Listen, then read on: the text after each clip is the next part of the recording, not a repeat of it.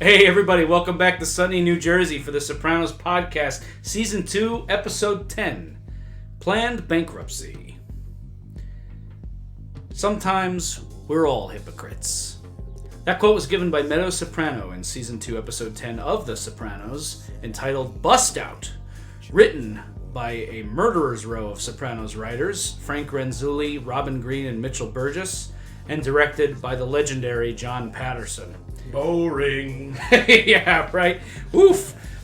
We have a witness to the Bevallaqua murder. Tony wants to spend more time with AJ. Richie and Janice are exploring their kinky side. We're busting out Ramsey's sporting good. And Carmella is exploring wallpapering her dining room. We are here for Bust Out. Guys, this is a jam-packed episode late in Season 2. I have a big smile on my face. I'm sure you can tell. This is just an outrageously good episode. I know we keep saying it, but they keep doing it. So what do you want me to do about it? I'm Chris D'Amato. I'm Paul Mancini. And I'm Jordan Hugh. We're going to dig deep, baby. I can't wait. Initial thoughts on Bust Out, guys. It's a really, really energetic episode. Moves around a lot, gives us a lot to work with, and really displays like the full range of human emotion. We got high highs and low lows in this episode. I think one of the things I was most interested in or most fixated on when I was kind of looking back for the purposes of analysis is we have kind of a parallel structure going on between Tony's panic and feeling like the world is moving in and closing in around him as the cops and the feds advance on him regarding this quote-unquote eyeball witness to the Bevallaqua murder. At the same time, the walls are closing in around Davey as his debts are overwhelming him, and the Soprano family has moved in on his store, and they're picking the bones, and he is seeing the end for himself as well. So we have two desperate men and how they are reacting to their desperate situations, and it makes for fascinating TV. It really does. I felt like this was low-key one of my favorite episodes of the season. Maybe low-key is not the right word so much as I want to stay away from spoilers, but I will say over time, The Sopranos really gets into the art of what I'd call anticlimax. And I think that this is one of the first shots across the bow where what the episode is building up to just doesn't happen. In a couple of different storylines. Like, they're going to find this witness, right? Or Tony's going to have to run. Or Carmella and Vic Musto are going to smush in the Sopranos' ugly bathroom. None of that happens. And the other factor that was big for me in this episode is there were two things I felt that I had never really felt before or hadn't felt at this level. The one was feeling connected to Tony in some way because of his alienation and because of the pain that he's in. Even though there are times that I'm frustrated with him, I think he can be ridiculous. I definitely felt for him. I also felt an unprecedented feeling in this episode that the writer's room is showing us in no uncertain terms that Tony is poison. Tony functionally is like the termites that Davey describes. It gets in and that they just eat, and that's all they do. And they're about as aware of it as Tony and AJ are at the end when they tip the guy's boat over. They're just that's their animal instinct. Tony says it's his nature. I actually think it's kind of a cop-out because Melfi asks him in this episode, the question is, how do you stop? But to the degree that these characters are going to give up their level of comfort, they're not going to stop, and they're not going to change. So that's the way I felt about it. So I was wrestling with all these different emotions. It's bleak in some ways. It's very funny in others. I think it's a superb episode. Agreed on all fronts. There's a lot going on structurally. We're touching down on several different things. We're beyond the A, B, C, D, E, plot structure here. There's just we're dangling a lot of threads. We're racing toward the finale, and this is a really damaging episode for Tony. If anyone was thinking, boy, maybe there's some good there. This is Tony at his ugliest. We talked at length during the Happy Wanderer episode whether Tony is preying on him, on Davey, or whether he just feels for him and lets him sit in on the game. I think of the scene in this episode where Tony tells him flat out, I knew you had this store here, Davey, and, Scorpion and the Frog. We'll get into it when we talk about that scene, but pretty ugly stuff. This is not an episode that will make you feel good. No. Though Tony's moment after he finds out that the indictment is not going to happen is something I want to talk about just from an acting standpoint. It was really well done. But great shit. I'm excited. Let's start from the top for a moment here. We got the big news dropped at the very top of the episode is that we have a witness, an eyeball witness. This quote, as Paulie says later, flag saluting motherfucker. In there, just innocently identifying Tony. I can't help but, at first, feel for this guy. It's like this guy has no idea what he's doing, and he's just so innocently. Although there's a smugness there too. That's boy, is there. He's overwhelmingly smug. Yeah. I'm just so fucking fed up with crime. Yeah, the way that line is delivered, and also just the characterization of him from the beginning. I believe this character's name is Mr. Arthur. That's what they call him in the police station. We'll check in with him again later in the episode, but instantly unlikable. Yeah. Right, and there's a purpose to that, so I guess we'll get into that. It reminded me a bit of, it doesn't have the same cultural component, but I'm sure you guys remember Richard from season 1. Of course. How offended and how personally he took this larger question. This guy seems to look at crime through that prism. I'm so goddamn fed up. I wouldn't be able to live with myself if I didn't come in and help you put these guys behind bars. Well, it's kind of like Sloane's dad and Ferris Bueller, right? Isn't that... Now you see here, Rooney! Right? It's that guy. That's the guy that they keep making fun of one way or another. That they cast different people. And his hypocrisy, as Meadow tells us, because sometimes we're all hypocrites, his hypocrisy will enact the end of this story. There's a reason we pulled that as our pull quote. That's, hypocrisy is probably one of the top 3 themes on display throughout the entire series. But in particular, there's a lot of it in this episode. These characters being hypocrites and, kind of going back on their word, going back on their own codes. It's good stuff. It's such good stuff. I think you guys both mentioned, and I think sort of deconstructed eloquently when we did the last episode, why the murder of Matt Bevallaqua was a little different than other mob murders where in many cases the body might not even be found. But here an example had to be made because they had taken a shot at Chris, a connected guy. I thought it was a good Sopranos level irony that the way that murder was done is now exposing Tony to possible prosecution. Not only was this body found, but was found with all the blood and everything.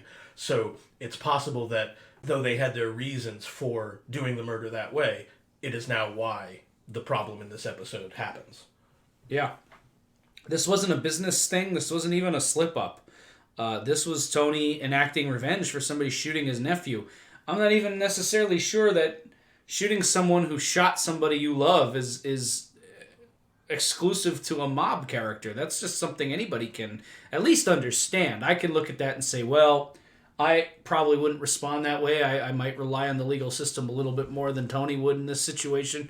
But Tony was getting revenge for his nephew. I don't hate him for this. I don't hate him for it, but he's been advised so many times to keep a lower profile, and he keeps doing ostensibly very high-profile things. Yeah, okay, kill Matt Bevallaqua. He certainly deserved it, but I don't know, maybe don't set the example or don't murder him in a place that is so, I guess, public or easily found as the snack shack by the George Washington slept here house. I don't know. Just, keep a lower profile when you're doing this. I get it. I understand the example. I just could it maybe not have been Tony? Did he have to do it himself? I mean, this will come up later. Is Tony feeling guilt for this? And the reason I ask, there's an interesting cut in the very next scene. Tony's on the carousel. He sees a little kid lost.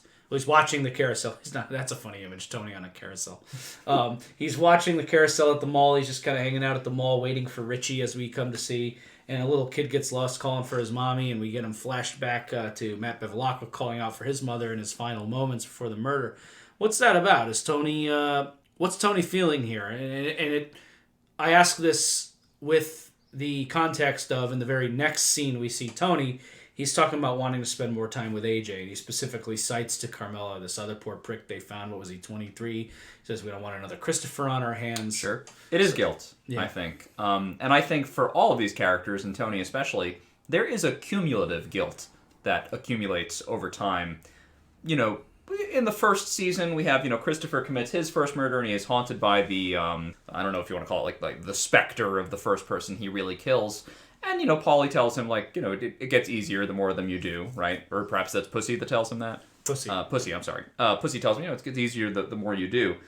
Easier, sure. Yeah, you're sleeping okay, but you still did it. It's still, in your subconscious. So I think there is some guilt that is bubbling up here, and there's clearly an associated connection. He's thinking about being a father. He's thinking about his son. He's probably thinking a little bit about his mob son, Christopher, and that's tied to AJ, and those things are all tied together in his neural network. Yes, well said. I just thought absolutely brilliant image of this. We've all possibly seen this kind of thing. My younger brother once got lost in a mall. He got really upset. The kid lost in the mall. He's crying for his mother. Sure. Later, Tony is upset that AJ is going to go wander around the mall. And I also was wondering about this guilt question, and we'll have to, I'm going to restrain myself because we'll get into Tony's difficulty with expressing his emotions in this episode. But I certainly felt like there was that question of guilt, but also what is he going to do with it, and how, if at all, is he going to communicate it. And I was brought back to, I think, something, Jordan, you said when we did Down Neck, that just Tony is both of his parents, genetically, and just as he is both of them, I think part of what's happening in this episode is Tony is both a father who does care about his kids, and he's an antisocial criminal. Like, all of that is coming together. That's what's happening in that scene, and we see Tony a bit flustered by it. Yeah. It reminded me of Down Neck in another way, too, because we have there's a carnival reference in Down Neck as well. That's where Johnny's been taking Janice, and right. I don't know if this brought him back to his place in childhood, because the other little boy I thought of when he sees that boy is not AJ, but himself. I think there's that connection, too. And Wow. I think the carousel reference is purposeful. Why do we have a carousel in that shot? I think it has to be a reference to Down Neck. That's interesting. I never even pieced that together. Hadn't thought of that, yeah. That's cool. I like that, though. He's there to meet Richie, and Richie is griping. He's not getting enough roots. He has the least amount of roots of anybody in the association. He's got issues. This is Richie in every episode. Yeah. Well, yeah, it's like what... he just doesn't feel like he's getting what is owed to him. This is Richie's story. This is Richie's song and dance. You pretty much know going into a meeting with Richie, it's going to be some variant of this. And Tony's being... What Tony is doing to Richie, what Tony has been doing to Richie since they fell out over the Beansy thing, which is taking any opportunity to just not take him seriously, poke at him, prod at him, fucking Dick Barone. Well, as long as the two of you are happy. cracking jokes. He tries to drop this quote that Junior gave him a few episodes ago. You're like a woman with a Virginia ham in her arm crying the blues because she got no bread. And Richie's just like, what? This is not. Never mind. Yeah. Just keep This is not the first time Tony has tried to drop a quote on somebody. I'm reminded of Captain Teebs in episode 2 of season 1, with the quote he got from Melfi that he drops on Livia, and she's just like, "Who's he?" Just so fucking funny. And Richie just basically implies, like, yeah, see what you can do since you own part of the company, implying that Tony could very well fix this if he wants to. And he walks away angry, and Tony smirks. I think Tony can fix Richie's issue. Of course he He's can. just being a dick because he doesn't like Richie, and these two are not getting along. A lot of this episode is about unintended consequences, and Tony is not thinking that he's creating a problem here. In part, first of all, he doesn't know that Richie knows that he spit on, in Richie's words, the jacket gift. Yeah. Which will come up later in this episode in a weird scene. And Tony also doesn't know that his breaking balls is frustrating Richie, who is already working on something. Yeah. And it reminded me again of something in the first season when, another important character here, Tony would tease Junior and not perhaps understand that poking these particular vulnerabilities, not sufficiently appreciate that it's going to cause some kind of equal and opposite reaction. And sure enough here, Richie's going to start to get worked on by another character. So shit's happening here. And Tony is just like smiling throughout this scene and doesn't get it. Yeah. Or doesn't yet see what's forming here. Yeah, the audience sees it because we saw just how devastating the jacket incident was for Richie. But he never had that confrontation with Tony. He It was presumably offset by Christopher getting shot. right. Presumably, he just stopped bringing the jacket up every time they saw each other, and that's as far as Tony knows, But yeah, Richie's not in a good place right now with Tony, and this is not getting any better. But he tells Carmella in the next scene, "I want to spend more time with AJ. That kid needs to toughen up. I don't want another Christopher on my hands." Carmella asks, I love the phrasing, why the sudden burst of fatherhood? Yeah. Right? And then she actually brings up a Harvard University study about how a strong relationship with your father can actually help you kind of develop better coping mechanisms as an adult. That's something for us to chew on in the audience as well. And this is another example that happens multiple times per episodes of like the world of higher order academics and the sciences kind of visiting the lower down people in the Sopranos world. Like, oh, this is what they're saying at Harvard, right? Yeah. But there's some truth there. Yeah. And it's natural that Carmella is the one bringing up the question of nurture and growth and opening up. It turns out to be, frankly, I think fucking hilarious as a concept that Tony is going to get AJ to open up. Tony can't share in this episode. It's a major part of the A-plot. Yeah. Carmella mocks him later in the episode. Thanks for sharing. Yeah. It's crazy. Very true. Then we get into our next kind of nexus or spine of this hour, and we are getting an inside look at the Scatino bust out. For mob movie aficionados, you learn about a bust out from Goodfellas. They did it to the restaurant. Basically, the mob comes in on a business and they rack up the credit, buying a bunch of bullshit on credit, selling it out the back door at a profit, and then just never paying off the creditors. The business goes up in bankruptcy, and that's it. That's how this works. They do it to people who owe them money for one reason or another, as Davey owes plenty.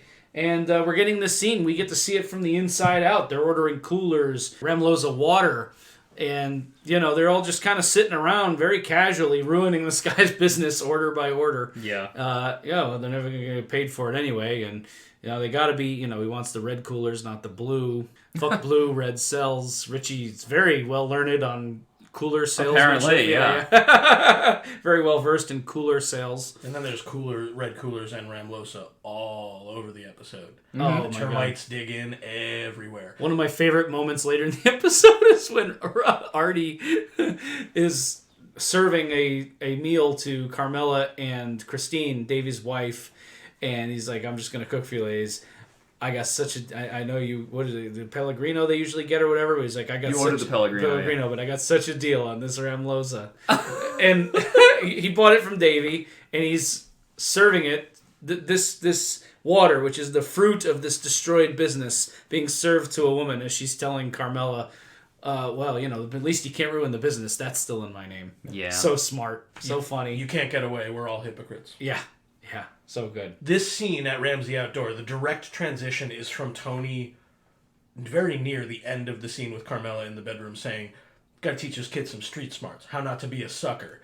Then the gangsters proceed to make a sucker out of this poor asshole Davey. Yeah. Just again and again. It's brutal. The scene, again, like, even though the temperature is dialing up a bit with Tony and Richie, and we'll see Richie later in the episode with Junior, but it's interesting that here they're aligned. It's the business. This is what it is. It's all the same shakedown. They're also having a good time. At Davey's expense, for sure, but this scene is very jovial.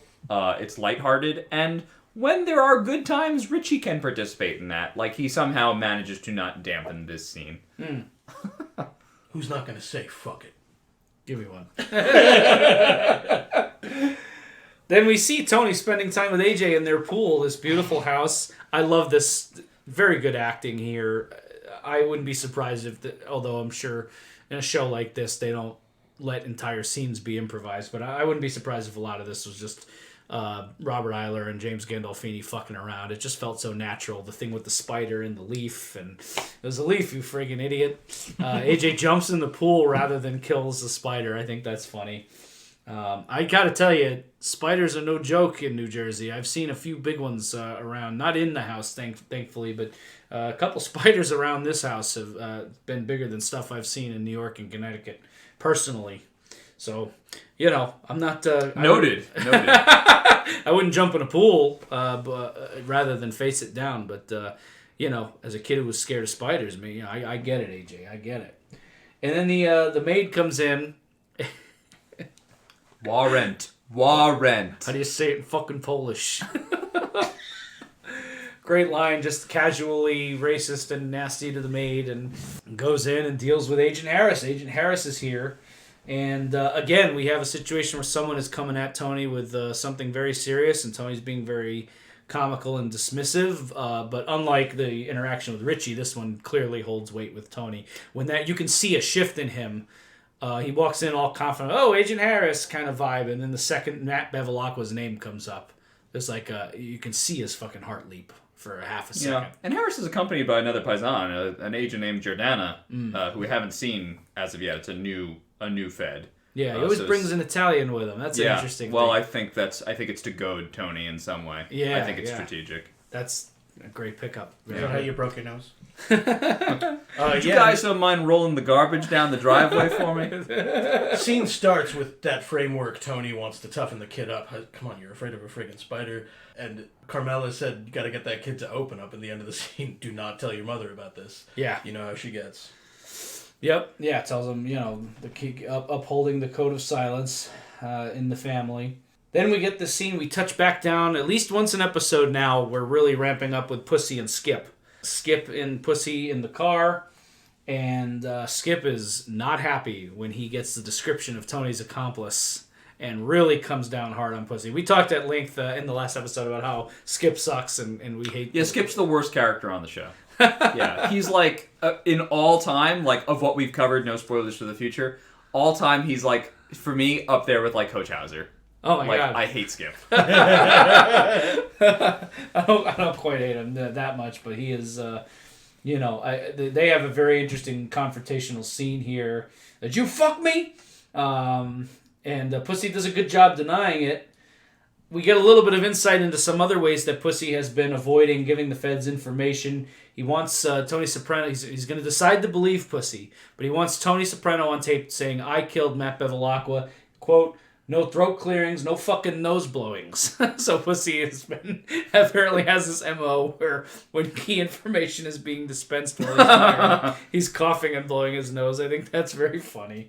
He's playing both sides of the fence still. He's walking the line. And, I think, Skip has to know he's being jerked around, but there's not a ton he can do about it at this level. But this murder could be bad news. Pussy poses the question, even let's say I did go along with Tony on something like that, wouldn't that get rid of any doubt? And Skip just dismisses that as he would. But yeah, so Skip is turning up the pressure here, and Pussy now has a little bit more inside information. You were spotted, Sal. So that fucking lisp, I hate him. It seemed a bit to me like Pussy, even in maneuvering, as you say, Chris, with some cleverness out of the frying pan, he's then into the fire. Is this the hell that Pussy is in this season? Like, no matter what he does, the heat is still turning up in terms of one end or the other because he's playing both sides. Sure. Like, he got away with this port, but now we got to get Tony on tape. It's hell, it seems. Yeah, well, I think we're supposed to get the impression it's unsustainable, right? It has to crack at some point. Mm-hmm. Mm-hmm. Then Tony's at the lawyer's office, Neil Mink. This is the first appearance of Neil Mink, is it? I believe it is. Have we seen Neil Mink before this? He's in a scene in the first episode of season 2. Right. With Hesh. Yeah, he's who I okay, assume yeah. is the person who recommended Neil Mink. But this is the first time I think we really get some. Right, and it's famous character actor David Margulies. Yes. Which is just awesome. Who I know best as the mayor from Ghostbusters, Mm-hmm. Lenny. Yeah. I adore him. Yeah, no, he's a great character actor. Great choice for this role. He and Tony have Mink is not a huge character right now, but he and James Gandolfini clearly have a good chemistry, and we get a sense that these two have interacted before. Tony wouldn't get him. Tony's too smart to get a shitty lawyer, so. But Tony's legitimately nervous. This is a new. Melfi mentions it in a few scenes, but Tony is. We've never quite seen Tony quite like this. He's rattled. He's pretty unflappable for the most part when it comes to the legal consequences of what he's doing. But this one, this is some bad shit here, I think he says to Mink. Yeah. So just an interesting little touchdown there. Then we get this little scene between, I guess, Carmella and some of the ladies are planning senior night at the school, and I thought it might have even been the prom, since sort Yeah. of it's getting to that point of the year when college decisions come down and all that April stuff. 1st, how I dread it. She's referring to the day that most of the college admissions letters go out. Right. Perfect day for them to go out, in my opinion. Wait, April Fool's Day. that joke has been said. It's so true. Like, why that day? Yeah. Eric wants to go to Georgetown. Funny, ironic there because, Meadow is kind of way more interested in Berkeley. We know that from the previous episode where Carmella tried to get a letter of recommendation for Meadow for Georgetown. But the point of this scene is that, Christine is there and we get a little bit of her perspective on what's been going on with Davey, and she lets the car thing go and says maybe it's better for his grades and he doesn't have the car. And I think Eric, the reason she needs a ride from Vic is because Eric is taking her car to some kind of event. Unintended consequences. Fencing night. It's Tony and Davey's fault. Yeah, it's Tony and Davey's fault. That she even meets Vic Musto. Exactly. Hilarious. Yes. The word absurd kept coming up for me in this episode, and it's coming up a lot of times this season. Yeah. There's a reason for that. It's just, it's so brilliantly done. Yeah. And she meets Vic, and there is an instant... spark. Yeah, to quote Mario Puzo, it's like the thunderbolt Michael Corleone feels when he sees Apollonia in Italy. It's like instant attraction. You can see it on Carmella's face. You can see it in her body language. Vic, this kind of tall, decent-looking, stoic kind of man, just instantly brightens up and smiles. I'd go above decent looking. I think he's a looking, pretty hunky guy. I don't know. I'm not a good judge of that. I'm into women, but I actually wrote down. I was like, he reminded me of it's like the Harlequin romance cover where it's like the big, studly, muscly Roman looking guy. Yeah. Well, I think when he was a bit younger, he was a soap opera guy, and this is a there you very go. soapy story, right? Yeah. I mean, yeah, that's funny. yeah. Joe Penny, I think, is the actor's name. Jake and the Fat Man. Okay, And, there you go. Yeah, so Carmella takes his card, and she's going to call him about her dining room. I bet she is. I wish you all could see the quotation marks I'm making with my finger. And we get that scene in the car. We get a little bit of insight on Vic. He's presented as an honorable man. It's the ring I respect. A widower, yeah. Yeah, widower. His wife passed away. Especially that ring probably came off a dead person's finger. Cut to Davey Scatino on the pool table with a pistol in his mouth. God bless and keep John Patterson. These transitions in this episode are so great. That's a grim one, but it's kind of funny too, right? You have to. It's a dark humor, but this show has a very dark sense of humor. I'm fixing a fucking light bulb, Chris. Oof. Rough scene. I feel obviously you feel for Davey here, but you have to just acknowledge the humor of that cut. Well, it's he's a more outlandishly expressive character than Tony, but he's going through a very similar thing. He's just feeling his world close in around him, and he's exploring his options. Right? What does the end look like? He'll ask later. This is one. Yeah. Mm-hmm. He decides not to, though. He tucks it up into the gun up into the ceiling. Right. Great hiding place, idiot. He's not so much worried about the pool felt anymore. And I gotta say, I almost considered blowing my own brains out after the next scene. I kind of wish I could unsee. Well, let's dig in on this one. Sure. So it's important to dig in on. So it's Richie and Janice. He's taking her from behind on the couch in the house that she shares with Livia. He's got a gun pointed to her head during the sex. And she is telling him, dirty things, but dirty things in a very, overtly manipulative way. You're the boss. This is the best I ever had it. Fine, okay. But then also, it should be you, which actually, once she says that more than once, takes him out of the moment. Yeah. And he can't finish, and the sex has to stop at that point. Yeah. She finds powerful men erotic. Oh, they had another dig at me. Let me say this. So I, of course, remembered this scene from seeing it when I was younger. How could you forget this? But you know what? Revisiting this as someone in my middle 30s instead of in my early teens, or possibly 12, I don't really remember when I saw it. I was way too young. Yeah, we were both in our early teens when this right. scene. Seeing this now in my mid-30s, I hate to say this, it actually seemed more normal to me now. I don't know if that just means I've had a fucked up life. I don't know. But I was like, no, I get it. It's like some women are into this kind of... I wouldn't use a gun. My God. I think, let's hope it's not loaded. Probably fucking is because they're weird. But, yeah, I don't know. Yeah, people are into those, power things in sex. Power plays, BDSM. Yeah. Many women enjoy the feeling of being taken. A lot of men enjoy the feeling of being dominant. Dirty talk is very common. Even that kind of dirty talk could be common. but there's a purpose to her dirty talk, right? We get this behind the curtain look at like, all right, this is what Janice is after, right? Can I ride this guy to the top? She's making she is making Lady Macbeth moves all the way. Mm-hmm. And what I mean by that is, those of you who aren't familiar with the Scottish play, it's that the king Macbeth is almost always pushed into bloody action by his wife Lady Macbeth, who challenges him, his authority, his masculinity. Manhood, yeah. Yes. Mm-hmm. So that's exactly what we're seeing here. She knows what she's doing. That's no accident for Janice to say it like that. And to, take him out of it. She plays innocent. What? I was making love to you, baby. That's how you like it. No. Janice is way too calculating. We know from the first half of the season, we know enough about her to know that there's no accidents with her.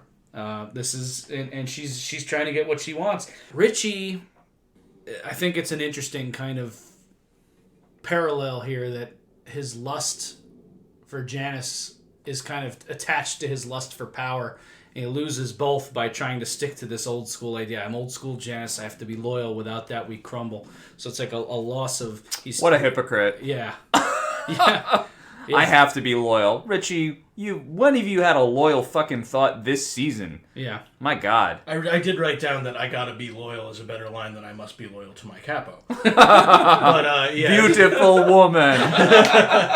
But I think it's interesting that I like the way you guys both deconstructed that scene.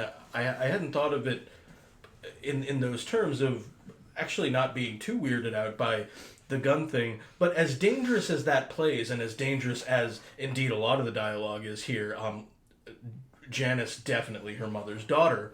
I don't think it's an accident that Livia is debilitated because Janice is so powerful in this moment.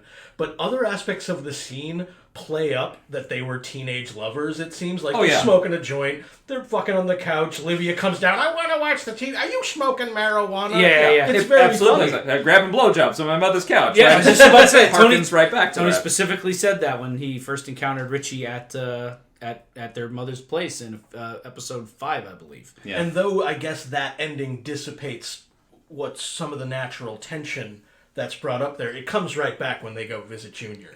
So it's nice that they do it that way. Why is that so funny, her coming down the stairs in that thing? I laughed. I had to laugh. Those chairs are funny. Yeah. It's funny. It's been funny since Gremlins. They're funny. Yeah. Just the static camera. It's just because it's so slow and it's... And it's Livia. Yeah, I mean, Yeah, it's Nancy Marchand and everything she does is gold. I mean, Yeah. And I think the regression of Janice to the state. Right, exactly. Listen to her, like Rose Kennedy, with all her money to throw around. Well, it's like this too. This is true of Janice as well. Every man is powerful until he has to talk to his mother. Yeah. You know what I mean? Right. The same is true of Janice. As awful and predatory and whatever as Richie can be, or as manipulative as Janice is, when Lydia comes in, it's just like they're her children. Yeah. That's still her daughter. She's behaving the way Meadow might have if Carmella had come down the stairs. Mm-hmm. We get a very quick touchdown scene. I don't know how much there is to say about this, except that if the audience didn't pick up on Carmella's attraction in the initial scene, they're certainly making it clear now. Carmella is having some kind of hot dream about Vic, and we take a long moment with this, and she wakes up. It's like, oh my God, what? And then looks over, make sure she's not waking Tony up. Yeah, I want to say something about this scene. I don't think there was a lot of women masturbating on TV at this time. So I actually think this was, I don't want to say innovative, but I think it was good that it was expressed. Do you know what I mean? I don't know. Male masturbation is a far more open thing. I think we all just kind of assume all men masturbate. Female masturbation is absolutely a thing. I don't think there's a lot of depiction of it.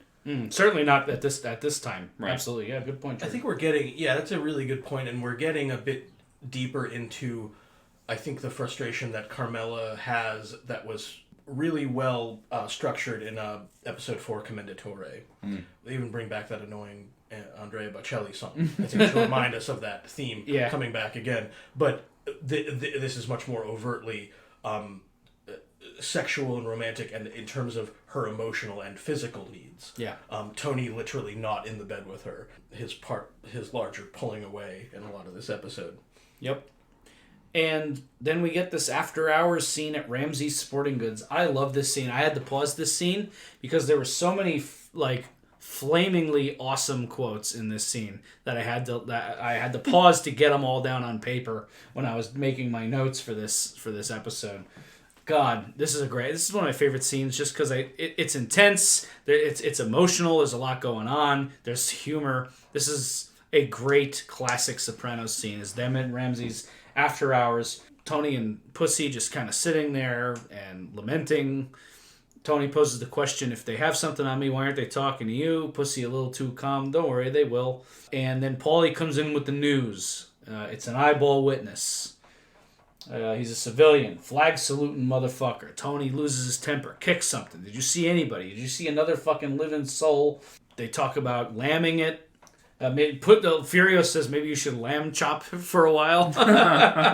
So funny. Yeah, very funny. But they talk about this guy who had to flee in like a couple minutes and head out to Elvis country. And he went there on no Jews or Italians. Yeah.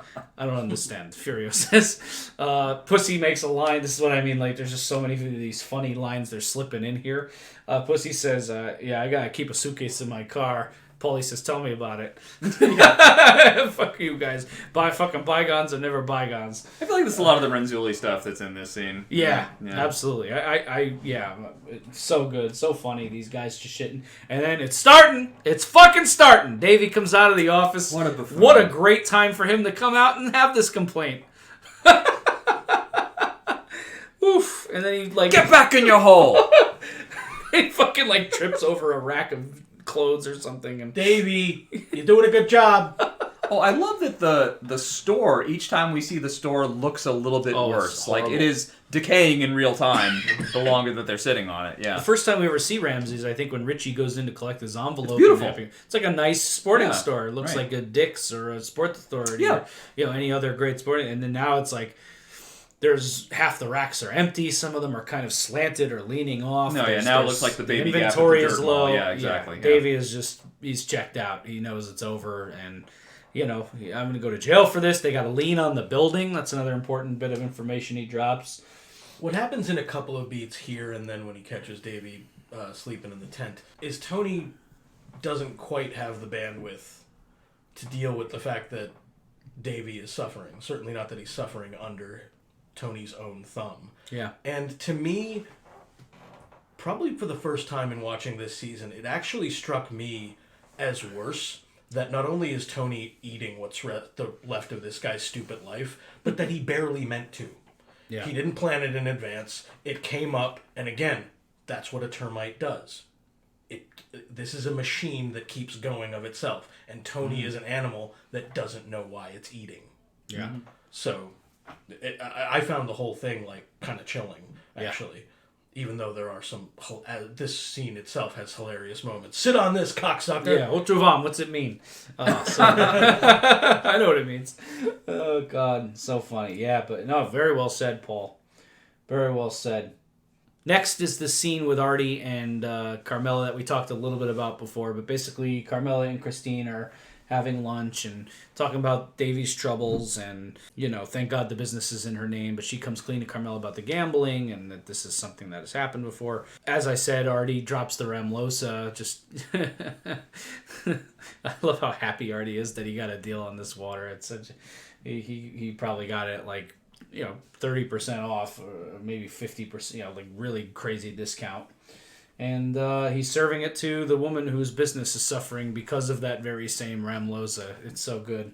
Mm-hmm. So good. And by the way, this is exactly what I would want to hear from Artie Bucco. Give me your menus.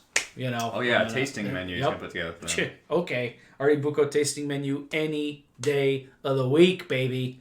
Any day of the week, twice on Sunday. We said in Happy Wonder, Artie is definitely a try-hard, but here the women are charmed by it.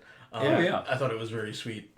And I can't put enough quotes around the phrase wallpaper your dining room. Yeah, that's what she was dreaming about, all right. I'm sure he wants to do some interior design. Yeah, absolutely. Oh, God. He wants to paste her walls real bad. Oh, yeah. Boys. No, easy. We're horny today. It was that Janice and Richie scene. Oh, yeah. Got me all bothered. It got us all randy, yeah. Oh, disgusting. So then we get this very different scene back at home with Tony and AJ. Tony he's got him his fishing rod that was put on back order from Christmas. Wants to take him to the movies. AJ's going to the mall to meet Heidi and Brad. And Tony just, I think this is a funny generational thing. Tony just doesn't get it. Like, kids going, he mentions to Melfi in one of the subsequent scenes that he just doesn't get this. But he's very clearly disappointed. He wanted to, he's an agenda here. He wants to spend more time with AJ, and AJ's getting a life of his own. Yeah, Melfi talks about this in therapy. This is the bittersweet period of teenagers discovering they have a life of their own. It's the first step on getting those ducks to fly from the nest, right? I mean, he's starting to lose his chance to really maybe bond with his son more meaningfully, and that's really hurting him, especially considering he might go away, and he might not have any more time to do this. In the first scene with Carmella in the bedroom earlier in the episode, Carmella notes that actually it should probably be Meadow that he spends more time with because she's going off to college soon. Tony, on the track of Street Smart, says, I'm not worried about Meadow. But he is not yet at peace with the whole of this empty nest question. Carmella has dealt with it much more directly, even through manipulation and machination. Tony, because of his unwillingness to engage emotionally, is nowhere on either of these questions. Even in the next scene, not that the generational differences don't mean anything, but I think it's a dodge. Like, what's with going to the mall? It's like Melfi herself doesn't even buy it. She says, come on. Yeah. I've heard you many times talk about spending time with your son. And Tony, in some ways, is always, I think, too easy or hard on himself. Like, he says, that's over now. I was like, geez, dude. It was painful. He does something in therapy that I really hate in the therapy scene, which I guess, of course, he has to say it this way, but he tells her, I might go away for a while. He's trying to explain some of his aberrant behavior. And he insists 3 times, I think it is in that scene, I didn't do anything wrong. Does he really believe that? Well, I think he's working through it. He says first, I might be going away for something I didn't do. Right, but he did. And then, which he definitely did. And then he changes it. Then it's, I didn't do nothing wrong, which are 2 very different statements. I think that's important. Yeah, I guess. First might be like default gangster denial. And then the second is, well, I did this, but it wasn't wrong of me to do it. Right. I don't know. I'm trying to work through his side of what's in his head in this scene, because I'm just like, you're going away for something you did. I mean, you got caught and you realize, I think, you're caught. Right. Well, when Tony says, once AJ's out of the house, they can do whatever the fuck they want with me, I actually buy that. I believe that too, actually. I believe him. Yeah. This stress, this fear, this sadness, as selfish as Tony can be, is not entirely selfish. I think this is really just about, he feels like he has unfinished business on the home front before they can put him away. This answers an old question of mine from season 1. It's just like, how long do any of these guys expect they can live this life before they either get killed or they get caught? And actually, this part of the scene I enjoyed when Tony said that. I was like, oh, actually, Tony has some realistic expectations that he may be killed or caught at some point. Yeah. But for him, the finish line, the planned end, right, is that, well, if I can get my kids up and they're set up, I'm okay. I did my job. Yeah, 100%. We talked about this when it first came out that Pussy was officially a rat. That we didn't think Tony would ever snitch. Like, that's not something that's in his character, his DNA. He would take the years. He would get killed, or he would take the years. Sure. Right. Yeah. So when he says they can do whatever the fuck they want with me, I believe him. Yeah, me too. Which is why I think of all his selfish impulses, this might not actually be one of them, his fear. I think he does fear dread for AJ, his family, and what will happen to them without him, which is what makes the show so complicated and what makes him such a frustratingly endearing but also evil character. Yeah. Yeah. I don't believe him at all. Really? No. You don't? None. No. I think he might believe it in that moment because he's stressed, but he is, I think, far too self-absorbed a character for it. I also think that what he's doing in this portion and in this scene is he is expressing something that's real, that he wants to talk to his therapist about it, but as Jordan laid out, he's already lying about the baseline for it. Sure, that's true. And I think that what's happening with Melfi in this scene is that she is really coming to grips not just with what's happening here, but what's been happening for her the whole season, which is that she's coming to terms with, I think, how scared she is of this character. And so when she recognizes that he's scared, I think it makes something real for her. And I think that Tony in this scene is definitely frightened, but again, he can't own it. He says, I wouldn't use that word, but then his anger manifests it. Right. Yeah, he resists the label or the word scared from her. I think more just out of, like, he doesn't want to be interpreted as weak. Because scared is weak. Here's a question. And then he gets angry, which is strong. The scene also, the scene also renders Melfi very uncharacteristically impotent, I'd say. Like, at the end, she's kind of doing the how do you feel Yeah, thing. she resorts to the old question, right? And how does that make you feel? Going? Yeah. Even she seems to realize, like, man, I am up against it. How do I help this guy? Well, this is an ongoing pattern at this point in the season. Since they've resumed therapy, Right. We've been talking about this. Therapies are ineffective. This in is this different than season. season one. Their therapy is not.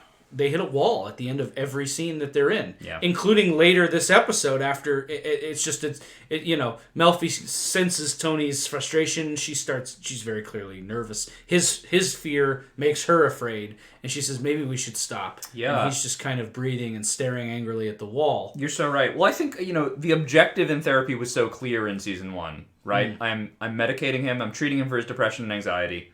Right, I'm helping him come to the realization that his mother is a toxic presence in his life, and then at some point, I'm helping him to realize his mother's literally trying to kill him. Yeah. In season 2, the objective is it's just kind of a question mark. It's just like, okay, well, that is done. So what now? There's still so much more, but I don't know how to come at it, and Tony certainly doesn't know. Yeah. Yeah. It's good writing because it's deliberate. They intend for this, but these scenes are directionless and unsatisfying. Yeah. There's no revelation. There's no great progression. These two are stumbling. We get tremendous insight, like, as audience members, but as you've said in a previous episode that we recorded, like, the scenes are satisfying for us, like, in terms of, like, watching these two kind of combat each other, but for the characters, deeply unsatisfying. Yeah. Yeah. Mm-hmm. So great stuff. It's important to point that out. I'm glad that came up. And then we get the second scene at Ramsey's sporting goods between Paulie and Tony. Paulie's got nothing for Tony. I like the line he gives, this is the Fed's tone, these local cops, you buy them a Christmas tree, they'll give you to grandmother. But you know how tight these Fed cocksuckers can keep it. And Tony just tells Paulie, go ahead, I got a thing. Paulie, being a dutiful soldier, what do you need, T? He'll do anything for Tony at this point. And then Tony just says, let me think. And then we have this this scene is gross. It's gut-wrenching, this scene between him and Davey in the tent. Yes. He looks so pitiful there. The angle he shot at, the half-eaten pizza, he's just asleep, snoring in his tent. Yeah, I kind of thought, because this is where our two parallel characters really meet in their parallel states. And in this moment, they were, to me, both kind of reduced to being children. We have these fake trees around them, so this almost seems like a kind of a boys' camping trip for a moment. And Davey's sleeping in the tent, and Tony's right there. And Davey even, tries to take him back into a past moment, which Tony objects, please don't reminisce, right? A moment when Davey was heroic on Tony's behalf. He doesn't want to hear that. There's some confrontation here. Why'd you let me get in the game? Right? And Tony says, I knew you had the store, right? And Davey asking real questions here. How does this end? We've seen him contemplating suicide earlier. Tony's wondering how his own story is going to end, right? Is this the end for me? Do I go away? What plans do I need to put in place? And Tony tells him the end for you is it's a planned bankruptcy, right? But a bankruptcy encompasses so much more than a business closing down, right? It's the closing down of a life, a bankruptcy. Let's not let's not forget that this store is in his wife's name. In many ways, this store represents his relationship with his wife and with his family. So when this store ends, Davey kind of ends in some way. Maybe he'll exist on in some form, but a planned bankruptcy to him is essentially a kind of a death sentence, which is what going to prison would be like for Tony. Yeah, his life as he knew it is over. Right. Yeah. And that's, of course, how we got our title for this week's episode. Yeah. Yeah, very good.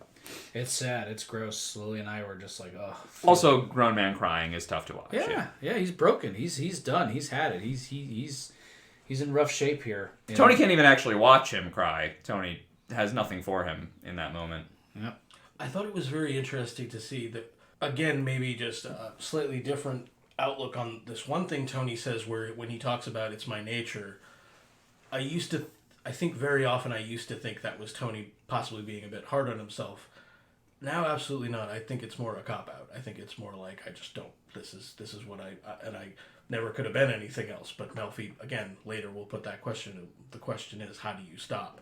And also, I was very curious as to Tony, again, maybe because he is like Davey, restricted in this way, he might have to run, he might be confined to a prison. When Tony is, I guess, trying to get him to see a slightly positive side, he notes that when it's all over, Davey, you're free to go. You could go anywhere you want. Yeah. I thought that was like, and certainly Davey doesn't take that in as anything positive. He, as Jordan pointed out, he'll see himself as cut loose. Yeah. So I thought it was an interesting outlook that Tony has in that moment. Yeah, agreed. More gun imagery as we cut to the pistol starting off AJ's swim meet. A lot of guns in this episode that has relatively little or no actual gun violence. Pulls the trigger and off. AJ's off to the races. We're picking things up in a little bit of a different tone here. And AJ comes in third. You know, AJ, he never seems to excel at anything, but third is a big deal for a kid like AJ. He's proud of it. It's certainly, if he didn't hit his foot on the flip, he would have come in second. But Carmella's doing the good thing by her son and encouraging him, and he's genuinely sad that Tony couldn't make it. I guess Tony had promised him in a scene we never saw that he was going to be there. I don't think Carmella's actually particularly focused on AJ right now in this moment either. You know, she kind of tells him, well, he'll be at the next one, you know, but the next meet isn't until the following year. So maybe she's still fogged up with Vic Musto, or maybe she doesn't really have much faith in AJ's swimming prowess. Yeah. I don't know. I mean, it's good that she's there, put it that way. Neither Tony or Carmella are plugged in. They are very away yeah. in terms of being parents, you know, in this episode. Yeah, maybe piggybacking off of that point, the compliment she pays AJ was like, you were like a fish out there. Yeah. It's not the most specific reference to someone's athleticism I've ever heard. Right. And, she mentions to him in the next scene, we see them both together, that, you know, you this whole week you're like an alien life form among us. And while this is another one of those great things The Sopranos does and good drama does, while what she's saying is absolutely true, it's also true for her. Because she's in another mental space. You know? I'm sure the both of them are like alien life forms. But she is potentially working up justification in her head to, slip outside of the marriage. And I think she, while she's absolutely right to go after him, I think she takes it to a level that it didn't need to go to, because she's also wrestling with other things. The two of them are not on the same plane. Sure. And he's so unprepared to meet her in that fight that he basically just like laughs it off and just literally shoves her away, and is kind of okay when she goes up the stairs. He's bothered. I mean, he picks up a newspaper, throws it back down, but it's, he's not ready for anything she's throwing at him. Yeah. That's a good point. Yeah, it catches him off guard, which is possibly also why he is petulant, and she accuses him of being like a 6-year-old when he says that he wanted to go to the mall when I wanted to take him to the movies. Yeah. Happy Wanderer, Jordan mentioned that the concept of the Gary Cooper icon is not a real person. That doesn't exist. We made it up, just as we made up the Happy Wanderer. And so I think that's a really good point and true, that we can't always live up to it. But Tony, sometimes under pressure, I have to say, is not only not the Gary Cooper type, he's kind of an SJW. He's kind of like all about his lived experience. Like, I wanted to go to the movies. It's like, oh, God. Come on. It's like, so these characters are a little ridiculous, and this is where I think the show is really getting brilliant here, the end of season 2. They're kind of decadent. They're kind of fucking absurd. Like this, I mean, I was just like, this is ridiculous. Yeah. Now, that being said, I still felt for him in this episode. That moment and some others, I was like, good God.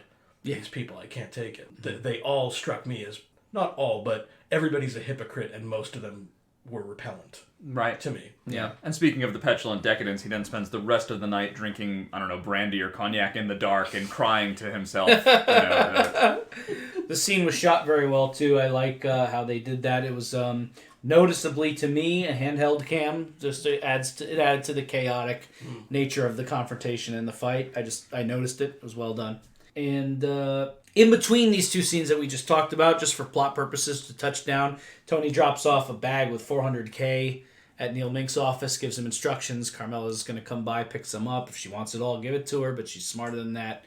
And also, Certainly shows us how serious he's taking all this. He thinks this is happening. yeah, Whatever you were doing, it's not as important as letting your son know that you care about him, but what he was doing was seeing to his family. right. And they're being taken care of should he have to leave. But there's obviously a gap because he's not communicating with them. Yeah, it's tough.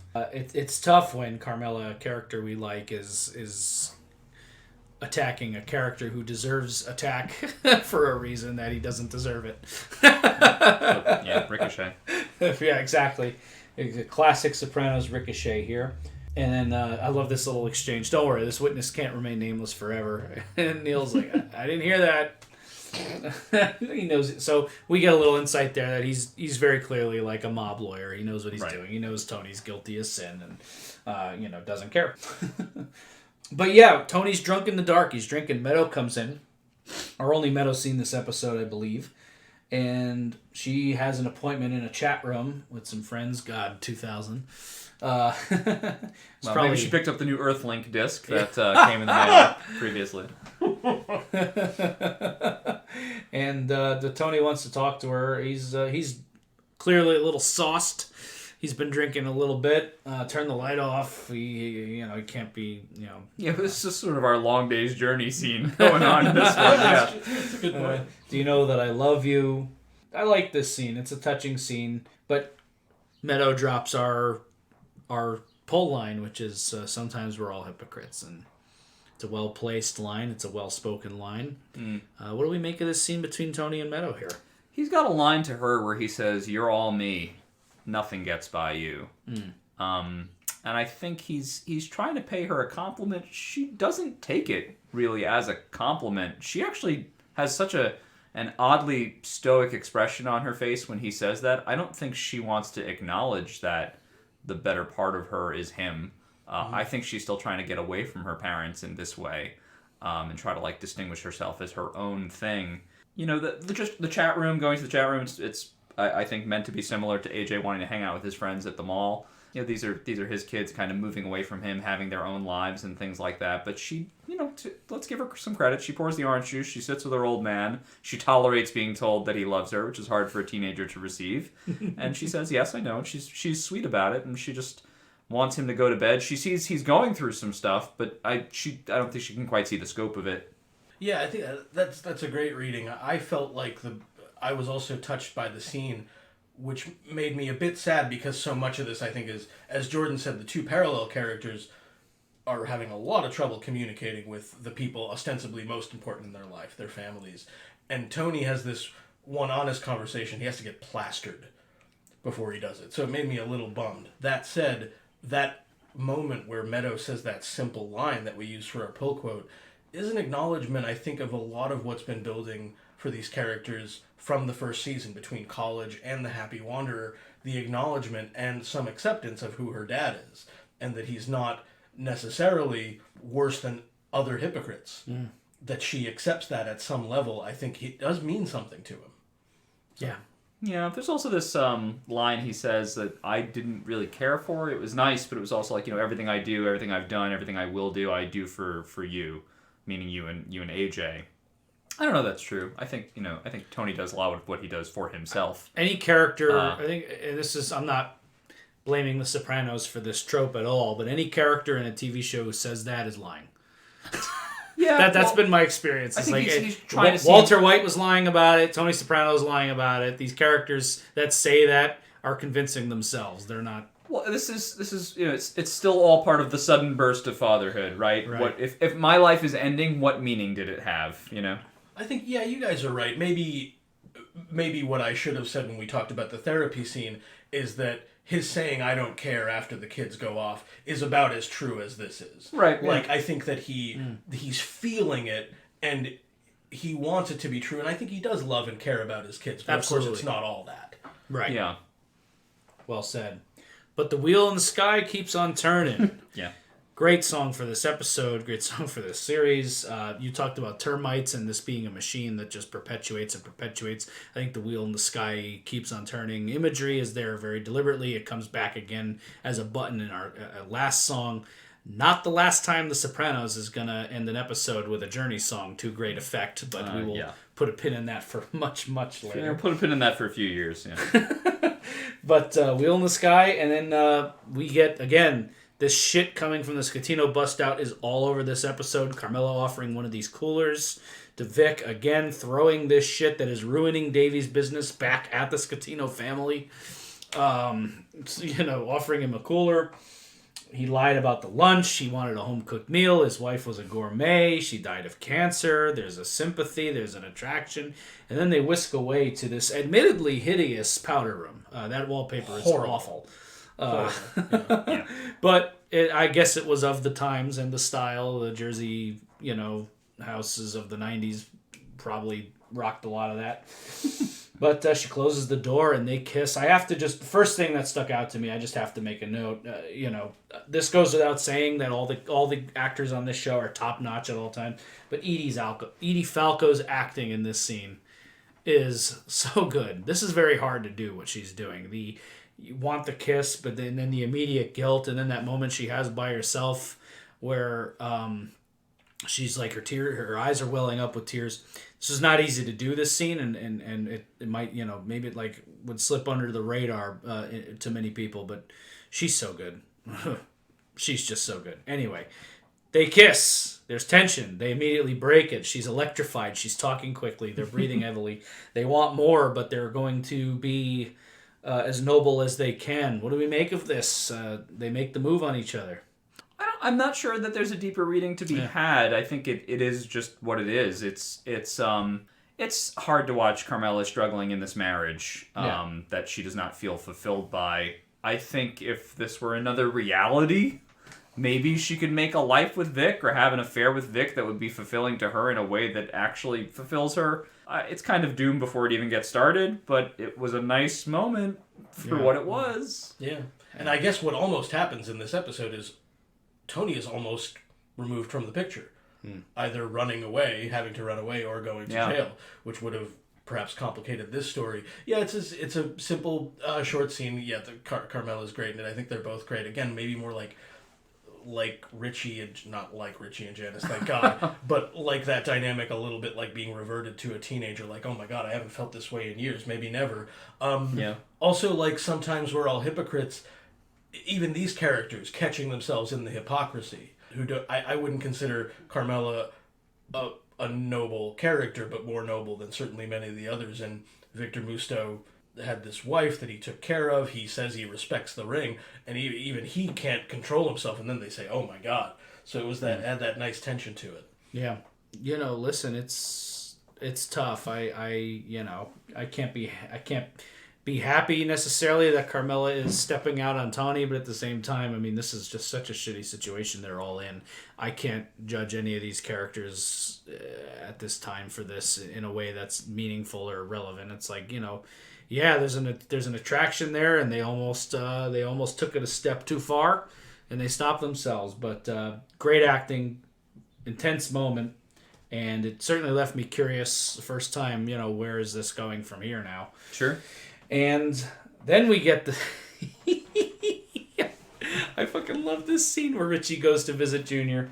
Junior's watching TV. Drinking Ramlosa. Yep, and again, these things are all over the place. Richie brings some offerings to him. Some sneakers that light up.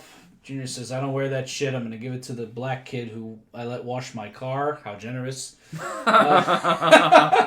You're too good, Junior. That's your problem. My note was that is nobody's problem on this show. Not even Victor Musto. Yeah. And that's the essence of, I think, the show's hypocrisy. Yeah. It's very good. There's a lot of funny... The humor in this scene, too. Just Junior trying to watch TV. She just say she was knocked up. You look away for 1 second, they slip one in on you. Then, quote, she's a putana, this one. Last week she fucked an arson investigator. Putan, for those of you unaffiliated with the Italian language, is whore, basically. But Junior, what is he watching? I missed it. It's some kind, I don't know. Like a soap. Some kind of soap or daytime. But yeah, Richie's getting in Junior's ear. And, I can't not notice he's fucking you. This is a direct response to what we saw with Richie and Janice. He's stewing in resentment. He said after that scene, when I think of that jacket, I could slice an ear off his head. He's mad, but he has to be old school.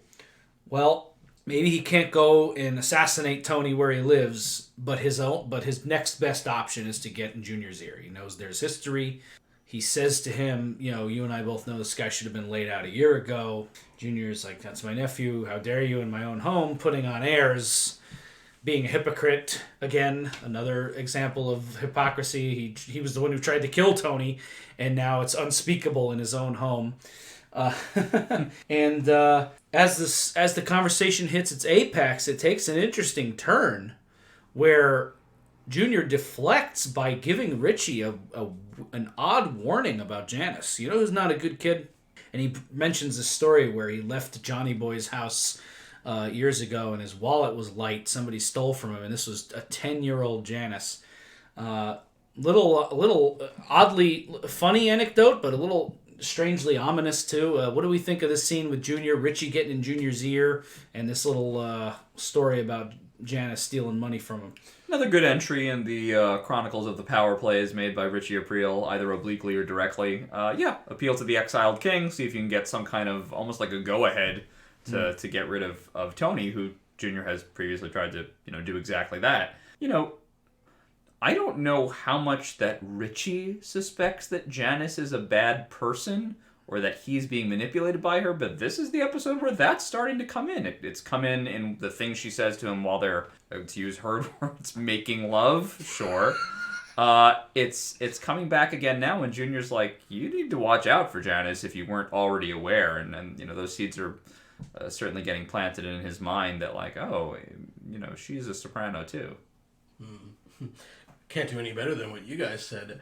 I would just offer that I think with these other storylines, some of the bigger storylines that take up some more space in this episode, these threats to Tony, absurdly, without even necessarily Tony's intervention, fall away, kind of all at once. And here, very oddly, in spaces that Tony is not looking at, possible threats to him are starting to boil. Yes, correct. But he tells Richie, I'm in no shape for disharmony. Having some medical issues, of course, and the house arrest, all of that going on. But then we get the scene where Meadow starts getting the letters. It's April 1st. She goes to visit Livia. Cute little scene there. Anytime we get to see Livia is great. She got into Berkeley, which is their worst fear. She got into NYU. She's waitlisted at Columbia, waitlisted at Georgetown. Couple just interesting notes there. Livia's mad that Janice didn't lock the door. She doesn't trust the new mailman. Again, great elderly person writing. I've heard shit like that all my life. But yeah, just a little touchdown on them. She gives Meadow a few bucks. Lock the door before you leave. I don't know how much there's to say about this scene. Just touching down on it because we got Meadow's college situation updated and we got a little insight into what's going on with Livia's. Learning how to make some chocolate pasta. She got waitlisted at Georgetown. Eric got into Georgetown. Yes. And he didn't have a fancy lawyer writing him a recommendation. I assume he just got in on the merits. His financial situation means he probably won't go there. No. So I just wrote down, I hate it here. And I wrote down, the characters are protected from their shortcomings. That's what I wrote down. And Livia at the end of that scene says to Meadow, you don't owe them anything. My question was, then who does she owe? For these ill-gotten gains, as we've called them. Yeah, I can't do better than that. I mean, the sins of the father being visited upon, poor Davy's kid, Eric, I think, is his name. Very notable that she's waitlisted at Georgetown, where he has gotten in, for sure. It was interesting to hear which school she's gotten into versus which one she's been waitlisted at. I think I was kind of waiting on that as a viewer. I was like, oh, interesting. Okay, yes, in at Berkeley, in at NYU, great. Oh, waitlisted Bowdoin. Oh, interesting. Bowdoin, Columbia, and Georgetown. Mm-hmm. I think Penn, she got a flat-out rejection. Penn is a no. I was like, oh, fine, Penn. You guys are too good for Meadow. Fuck you, too. Yeah. Though, let's just say it, judging by her college acceptances, she's very impressive. Yeah. Mm-hmm. So whatever they did, something happened that's right. Yeah. The only wait list I would get in Columbia was the line to get to the shredder in the admissions office. Absolutely. Same for me. So good for her. We get to Conte Patiro again. She's on the phone with Vic. The dining room looks very, I don't know how to describe it, like kind of Roman pastoral. It's got the sheet draped and they're evoking romantic imagery. It's fine. That's what they do. And they have this call with Victor Musto again, and Ramon has to work this other job suddenly. Well, one of them has to, but Carmella makes the overture. He does they're playing this dance very carefully. He mentions the other job and puts the ball in Carmella, the married woman's court, to make the decision, and she does. She says, "Send Ramon to the other job. I'll make you a nice lunch." They both at the same time like apologize for the conduct the other day, and then take the worst possible step to avoiding it happening in the future and arrange a private lunch for the two of them. So. Just mentioning that they're gonna smush. That's this scene. It's like we're getting together and we're gonna do this, and then the end is very brief. It's just the rug gets taken out from under it. Yeah, you don't need too many more beats. Mm-hmm. Yeah, though the meal she describes that she may make for this man, boy, my mouth was watering. Oh yeah, like forget the sex. Give me that meal. Yes, some chicken. Dish and a Galantine de salad. poulet. Yeah, mesclun salad. It all sounded great. We're going to come right back to Vic and Carmella in just a moment here, but it's time to touch back on Mr. Arthur, the Arthur family. They're listening to the shitty, dissonant music. This show hates the pretentious academic class. Yes. It hates them. As do I. It hates Jeannie and Joni Cusimano. It hates, in some ways, it hates Elliot. Yeah. It hates anyone in that class, and these people are of that class. Mm-hmm. It hates Richard. It hates all these folks, and these are them. I know people like this too. It's so funny. Yeah, and Mr. Arthur, by the way, is reading fucking Anarchy, State, and Utopia, which I've never read but sounds annoying. Good enough. Yeah, no, he's again back touching. I know it's like beating a dead horse, but the wheel in the sky keeps on turning. Another moment of blatant hypocrisy here. He's so fucking fed up with crime. He's got his yuppie little house with his shitty wine and his dissonant music, and he's reading Anarchy, State, and Utopia because he's longing for that perfect world without crime, without violence, without state influence. And by God, all of a sudden, once it comes out who he's witnessing against, that all fucking flips real quick, doesn't it? When it comes back around on him. So fucking funny. I love how panicked the wife gets. Great casting here. On the fridge! We're on the fucking fridge! I knew it! But you had to be the big man! Yeah, her voice cadence perfect. Yeah. Now see here, Rooney, that's who they are! Yeah. And we enjoy watching them squirm at the end. It is fun. Right. Well, it's the box you leave at the Cusimano's house, right? It's the same fucking pleasure, right? Because the viewers don't like those people either. Yeah. Yeah, it's so funny. Like in any normal universe where it's the right thing to do to snitch on a mobster who just killed somebody. I also think it's important. It's a brief thing, but he gets mad at the feds. Yeah, those lying cocksuckers. Yes. So their hypocrisy comes out too, and working on him. Yeah, right. Exactly. It's so good. But we're right back into Vic. But first, before Carmella and Vic can have their dream lunch and smash in the powder room, Vic meets up with Davey at a bar. Another brutal scene, tough to watch because it's just a broken man.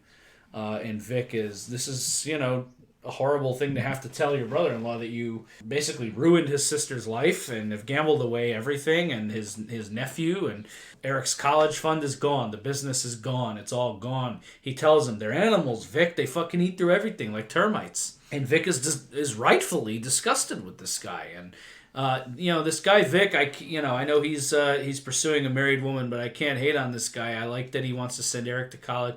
He seems like a good man. He's honorable in every scene, really. I don't think he can pay for Georgetown. No, no way. He'll help, I'm sure, but he's a contractor, wallpaper guy. Really, he does all right. He does okay for him. Georgetown tuition is like for 1 year is probably half his salary. Yeah, it's not. I mean, he's being noble. I don't know that he can do that. Yeah. I think this situation is just beyond repair. Davey's taking down all three of them with him. You know what I mean? Mm-hmm. And the It is striking because I do think he's basically a good dude, but the Yeah. hypocrisy touches even him. Mm-hmm. He says in the first scene when he picks his sister up, it doesn't matter who the husband is, I respect the ring. But the overwhelming attraction to Carmella means that he doesn't respect the ring, and what he ends up respecting is how dangerous this guy is. Yeah. Yep. So he realizes you see you see his whole body language change when he finds out exactly who it is that Davey owes all this money to, and we're not surprised in the next scene. It's not quite the next scene, but Carmella's making this lunch and goes all out, and Vic just no shows her, stands her up. Yeah. Nice use of an annoying like Shania Twain romantic song. It's still the one I want. Yeah, just him not showing up at all. Yeah, well, Lily made an interesting point about all that too. That a lot of the things that Carmella is doing in this episode are updating, modernizing, changing. Memoirs of a Geisha she's reading. That was a huge book right when this came out. That was like a brand new thing. Yeah. The Shania Twain, that was like a big hit song. She's updating and modernizing the house. It's like, and then Tony is. And all these guys are kind of stuck in this old school thing. So Lily brought that up. I thought that was a pretty astute observation. But it paints a kind of a picture of where Carmella's head's at, where society was at the time. A couple different things there. I liked that. But yeah, getting back to the story, Tony is watching a General Patton documentary when he gets the call from Paulie. Tony loves the History Channel. Not the first time he's watching this stuff. Yeah. Something he would normally really dig, and he's preoccupied. Yeah, exactly.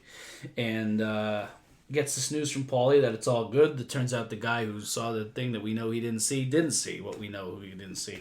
And Tony hangs up, and I got to give another acting nod in the powder room. Great acting happens in this powder room. Tony goes in there, and he's so relieved he cries. I've been there. I've had this exact reaction to certain things when something is weighing on you and suddenly it's gone. Mm-hmm. He played, James Gandolfini did such a great job with that moment. It was believable, it was real, and it's over little things. Sometimes it's like big things, like a relative who might have been sick but turns out is going to be okay. Or I didn't do a homework assignment and there's a snow day. So it's like, like I've had that relief, that level of holy shit, I'm off this. This weight is off of me. So I felt that. Good acting. A little bit of a mixed emotion around it because he should be in jail, but also like, I've been there. I get it, Tony. I mean, I totally feel what he's going through. Yeah. He also goes and does this cry in the bathroom where Victor and Carmella were making out. Yeah, exactly. He has no idea that he actually dodged 2 bullets. Yeah, exactly. Yeah. It's very funny. The wheel in the sky, you can't see it all. You can't see the whole arc. Yep. I guess is part of it. When you're up, other things are down, and it's all perpetuating itself. Very good. We get the second Tony and Melfi scene. There's a lot to talk about here. Great scene, but I do also want to mention this is yet another scene that ends with an unsatisfying non-conclusion. Yeah. Whereas last time Melfi called it, this time Tony calls it. Says, Yeah. You know what? I've had enough psychiatry. I dodged a really big bullet. Feeling pretty fucking good about it. I don't need any more psychiatry today. Gets up and leaves. Yeah. How's this therapy going? Therapy's not going well, No. but he's happy, and actually she seems happy for him, actually. She allows herself to have a little smile about this. It was kind of a nice end to the therapy in this episode, but yeah, therapy not effective in this episode. He tells Melfi about Annalisa. I thought that was an interesting, his scene back in Commendatory where she tells him he's his own worst enemy. She says, isn't that kind of a cliche? And, She's kind of witchy. It's a more ancient culture over there. Yeah. They believe in Sibyls. I thought it was very interesting. I mean, I agree with you guys. And I think when she asks him the question, she says the question is, how do you stop? And that's kind of it for him. He's like, all right, I'm feeling good today. I'm out of here. Yeah.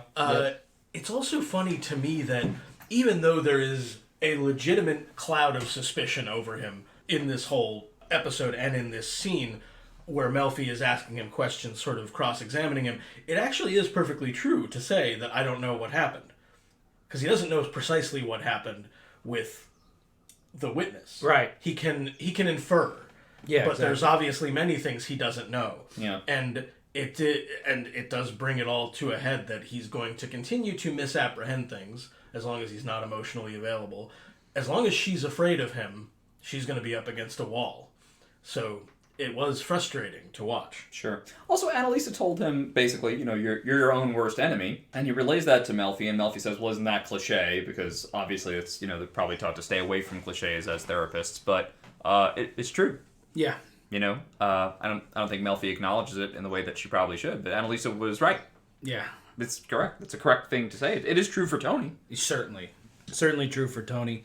Then comes the Carmella scene where she's making this lunch. Vic doesn't show up, and we're kind of rapid fire wrapping up these stories now. We're at the end of the episode. The liquidators are coming. Great. We talked earlier about these cuts in the editing room, and John Patterson and David Chase, I'm sure, all had a hand in it.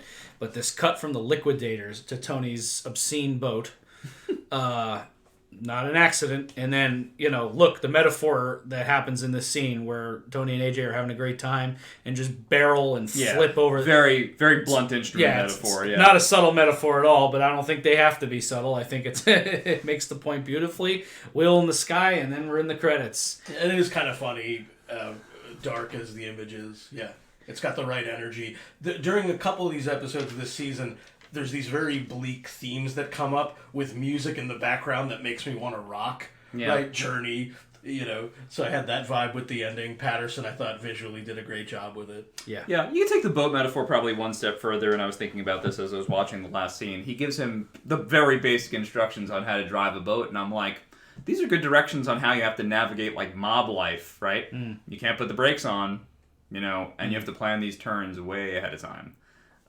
And also look at the unintended consequences. We're going to flip these guys' boats over.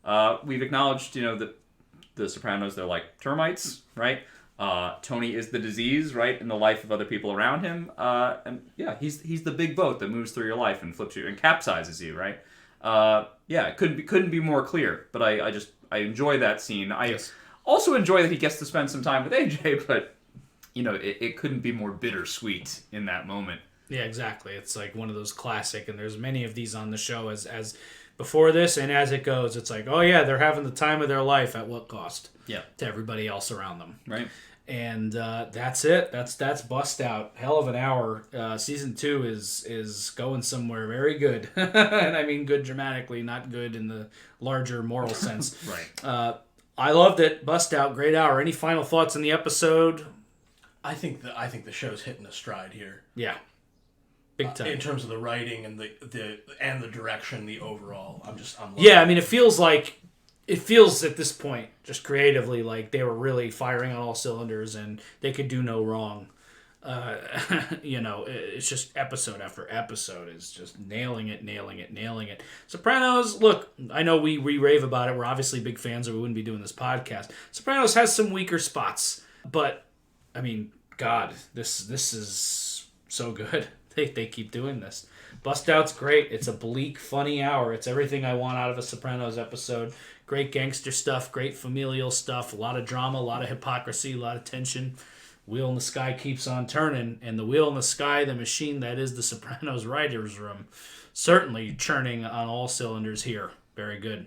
They capsized my little boat, if you know what I mean. Absolutely. Yeah, I was happy to see the Davey Scatino plot kind of play on. Yeah, and it could have very easily just been a one-off. Yeah, and kind of give more depth to the Sopranos story and Tony's own struggles. It's interesting to see when Tony is feeling trapped, how he responds and how he reacts and how it affects the world around him. And I think if nothing else, that makes this a really interesting episode. But there's so much to like in this episode. There is so much that's good. Again, I'll say again, it's a very energetic episode. We come in with a lot of energy in each scene, like what's going on, how am I going to react to this, what is the action going to be like, and that's going to really contrast our next episode.